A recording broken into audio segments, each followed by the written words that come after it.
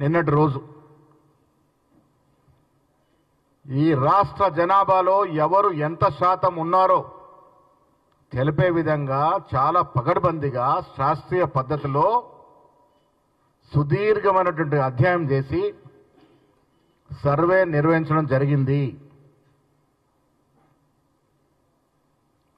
ఇవాళ ఈ రాష్ట్రంలో మైనార్టీ వెనుకబడ్డ తరగతి కలుపుకొని 56% రాష్ట్రంలో వెనుకబడ్డ తరగతుల నిష్పత్తి శాతం ఉంది అని తెలిపే విధంగా సర్వే జరిగింది. ఇది పగడ్బందీగా జరిగింది. ఎక్కడ కూడా అనుమానాలు తావు లేకుండా శాస్త్రీయ పద్ధతుల్లో అధికారికంగా సర్వే జరిగింది. వాస్తవాలు బయటకు వచ్చాయి. మేము గర్వంగా ఈ రాష్ట్రంలో 56% ఉన్నామని చెప్పుకునే విధంగా అధికారికంగా లెక్కలు బయటకు వచ్చినటువంటి సందర్భం ఇది. ఇన్నేళ్లు బీసీలకు ఏమీ చేయలేనని రాజకీయ పార్టీలు, రాజకీయ నాయకులు ఈ బహత్తరమైనటువంటి యజ్ఞం లాంటి కార్యక్రమాన్ని చూసి ఓర్చుకోలేక నానా మాటలు మాట్లాడుతూ ఉన్నారు.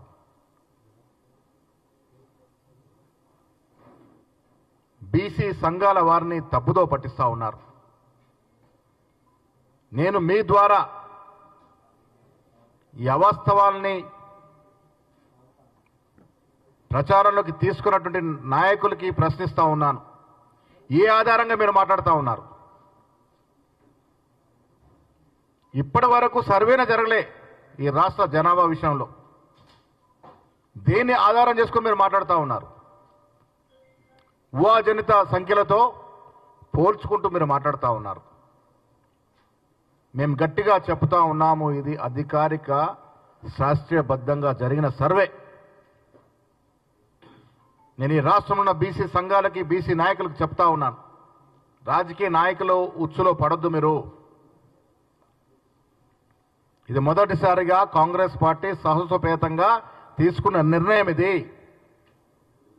మన జనాభా శాతం అధికారికంగా వ్యక్తపరిచిన సందర్భం. ఇది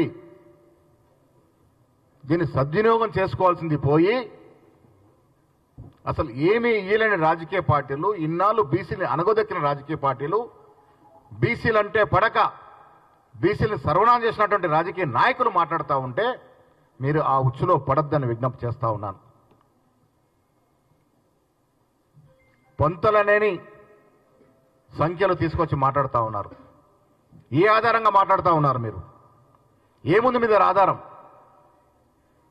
మా దగ్గర ఆధారాలు ఉన్నాయి. స్పష్టంగా, జాగ్రత్తగా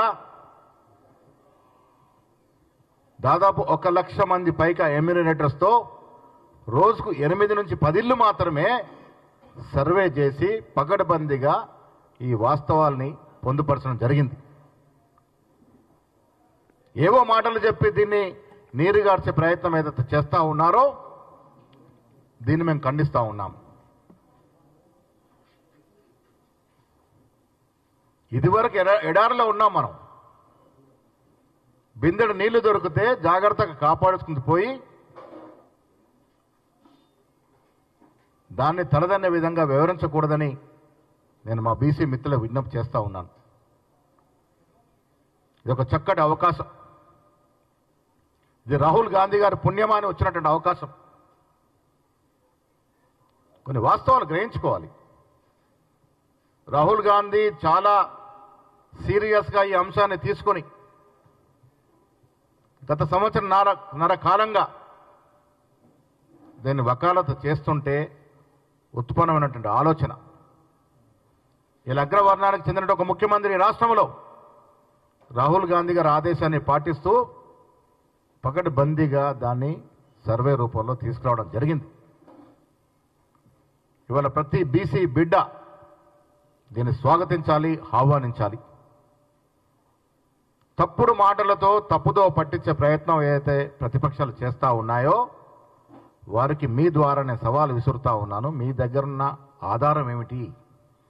అసలు లెక్క ఏంటి మీ దగ్గర ఉన్నది? మేము పగడ్బందీ చేసిన లెక్కని ఎలా మీరు కాదంటారు? ఎందుకు తప్పుదో పట్టిస్తా ఉన్నారు? గత 10 ఏళ్ల బీఆర్ఎస్ కాలంలో బీసీలకు ఏం మెరగబెట్టారు? ఇవాళ మాట్లాడుతున్నటువంటి బీఆర్ఎస్ నాయకులు ఏ పదవులు ఇచ్చారు, ఎన్ని పదవులు ఇచ్చారు బీసీలకి? స్థానిక సంస్థల్లో 33% రిజర్వేషన్ తగ్గించిన ఘనత మీది కాదా?